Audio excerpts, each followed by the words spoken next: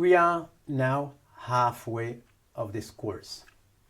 We already cover a lot of topics, but maybe it's good to make a kind of recap because the topic is quite difficult. It's all about thinking. So just to have this recap, let's make a little exercise. You see a list of 40 words from mathematics. Look at the words. Now I ask you to organize it. And you feel when we are facing the world, we want to organize it. So what comes in your mind as a possibility to organize? Probably the first one is to use existing categories like numbers. And then you could put the 0 and you could put 23 and others. Maybe you can use like operations and you put addition and subtraction. That's a way. What do? You use existing concepts. You use existing simplifications. But you can be more creative. You can organize the 40 words in a different way. For example, imagine you are a teacher and you teach French. Probably you have another idea to organize. Yeah, this is strange. Some of those words are the same in French, both in French and in English, like zéro, équation, surface, etc. And suddenly you have another way to organize. But of course, this is more creative. It is creative, but it is objective. No discussion. Surface is the same in French and English. Imagine you are interested in poetry and you love poems. Maybe you're interested by words with the same end, like, I don't know, angle and triangle and things like that, because you want to write poems. And again, this is creative, a bit surprising, but objective. And then you have a third way to organize, completely subjective. Words you find difficult and others you find easy.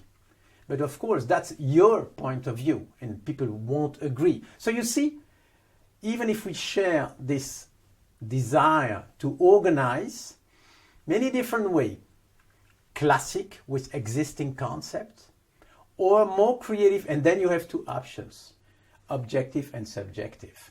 And this is a good exercise to recap. You remember the lecture number 2? It was highly sophisticated with this is a simplification of the simplification. But it's good just to remember how does it work between the world and ourselves. This is probably the most simple possibility. You have the world, you simplify the world, and you use the simplification.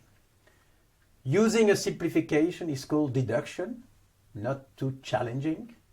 But simplifying is induction, is when you build the categories, the concept, you conceptualize, and that's where everything happens. We will see in the next lecture where big mistakes and great ideas suddenly come. It's while we induce. Probably a good analogy is mathematics. Induction is more like arithmetic. You see one restaurant and then another restaurant and then another place where you can eat, and suddenly boop, you add them like in arithmetic and you create a concept, restaurant. Probably deduction is much more like algebra. You use x, the variable x, restaurant, and you go down to the world and you can test whether it's a good concept or not. So you see, and this is a good recap, thinking is like an interaction between the world and yourself with some rules.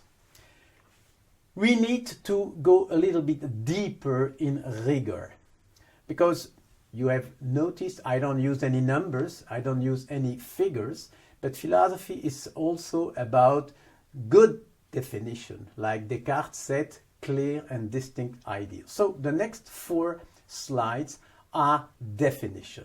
Definition, maybe a bit dry, but we cannot skip them and we're going to use them a lot. So let's move to the first definition.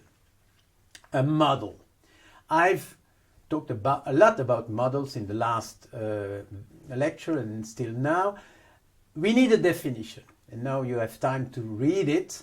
A definition is really important because we're going to use this word so much, we need to avoid any kind of confusion. So a model is a simplification. You've seen I called a model a box, and that comes from the thinking new box concept. We will see it in the next lecture, but from the very start you know that creativity is my passion, and the whole story, the whole course is organized in such a way, we will finish with creativity and innovation. That's why I use box as a synonym for model. So we need also good definition of the 2 arrows. So let's talk about deduction. You won't be surprised to read what you read, because that's what I said many times. Deduction is the easy stroke of the thinking. You move from the simplification and you go down the world, you go to the market, etc. To me, one day on computers, I told you. The other definition is more important because that's where everything can happen. When we induce, something not really rational happens. You don't control completely an induction. You just see a little piece of the world and suddenly you craft a concept. It's a process which is not 100% under control. That's where you can make mistakes, but that's where you can have great ideas. And just to finish this recap, let's go to the definition of thinking. I already gave another one, lecture 2. I said thinking is mostly about using simplification and crafting simplification. Here, it's another way, it's a way to paraphrase, but thinking is so important that probably 2 definitions are relevant.